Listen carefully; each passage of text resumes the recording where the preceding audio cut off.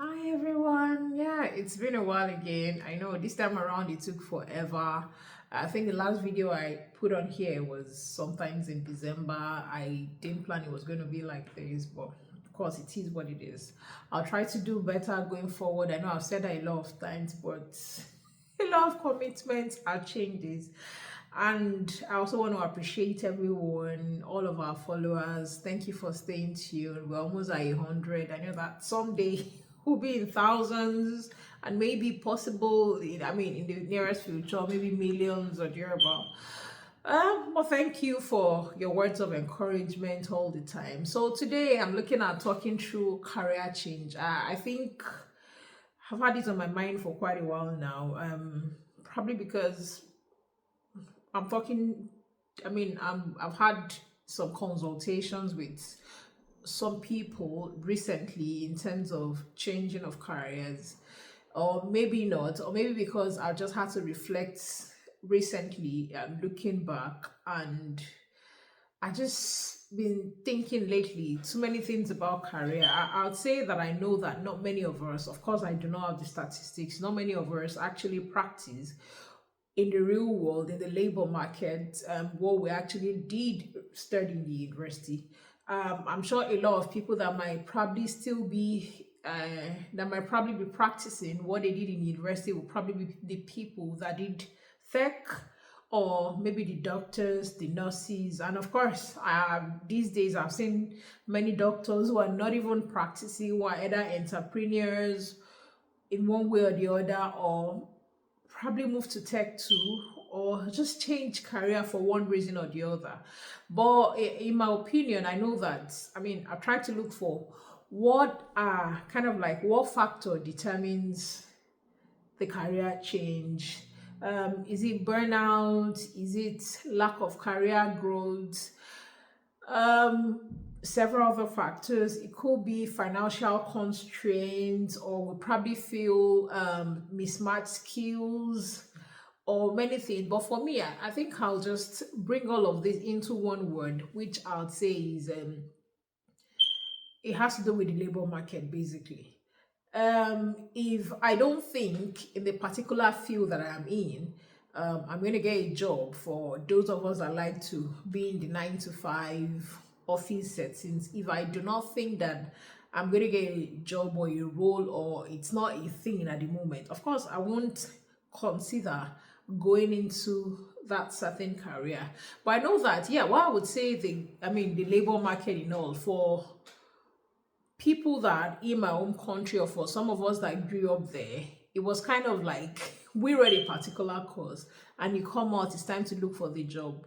You're probably going to do what we call the graduate training, just applying to any industry as a graduate, any organization that has roles, because of the way the labor market is, it's tight. We say tight in that you have more people looking for jobs, looking for employment than employment. Than other kinds of countries where we've got the larger, where we have more employment and fewer labor. So it's the kind of the very tight labor market. So you just want to go for anything you want. Meanwhile, I know that in some instance too, some countries, probably in the Western world, might not be everywhere.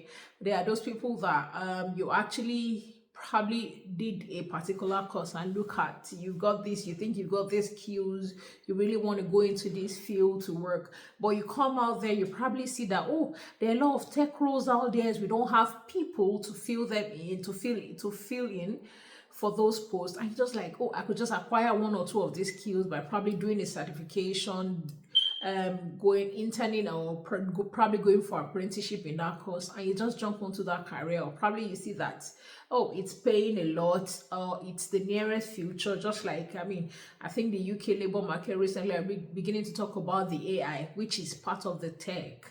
And I know that everybody just wants to be. So whether it's draining, it's skills mismatch, or whatever it is, um I'd say it's easy for anyone to consider a career change, even though the labor market has a lot to do with career change, irrespective of what we think it is.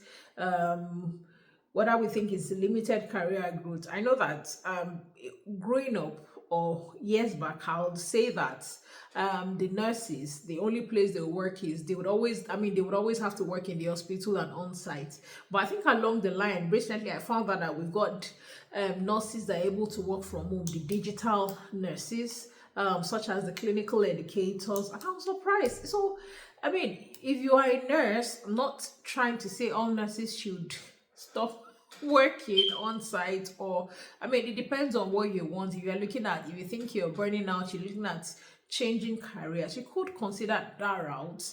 For me, I think it's okay to think of career changes. I think it might be easy to change careers. Which I think it's all dependent on the labor market.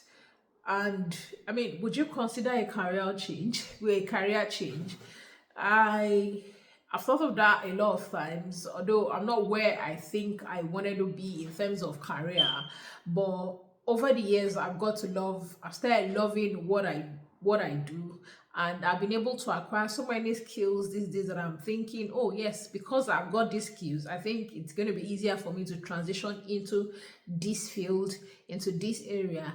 And another thing I noticed about in terms of career changes, when you are changing career, does not necessarily mean you have to start from the scratch again. I've seen people who change careers recently and they started as team lead and or probably managers. They just went straight as managers. I think it's about being able to use those skills one way or the other that you have gotten from your current role, being able to transfer those skills into the new role you're looking into.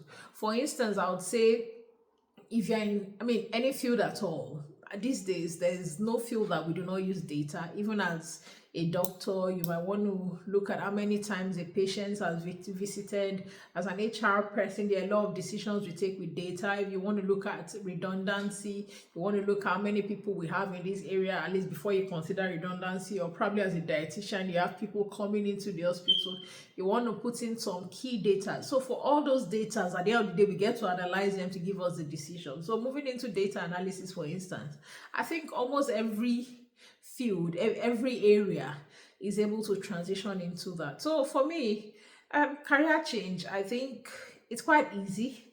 Depends on what your labor market is saying. Depends on if you are able to, or if you are willing to give what it takes to move into the new careers. Or if for instance, if you think you're feeling a burnout, if you think career growth is not imminent in the industry you are, or you're not enjoying what you're doing at the moment, why not consider doing one? I think in my opinion, it's easy. You don't even have to go back to the university to start all over again. These days you have people who help people transition gradually. Pick up, if it is tech you want to go into, which I think is the in thing, and of course at the moment we still think is the future of everything, and it's been working.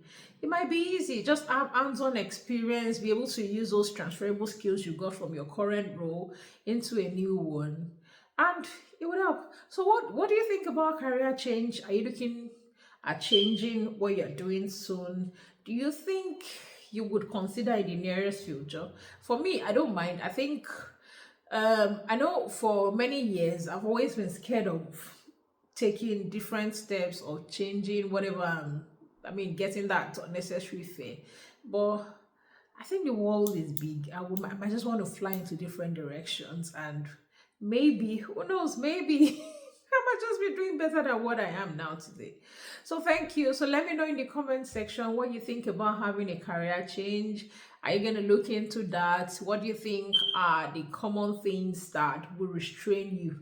Thank you very much. And I want to say thank you to our almost 100 subscribers. I think we've got 98 at the moment. So I want to say again, thank you. Please like, share, and subscribe. Thank you, everyone. Bye.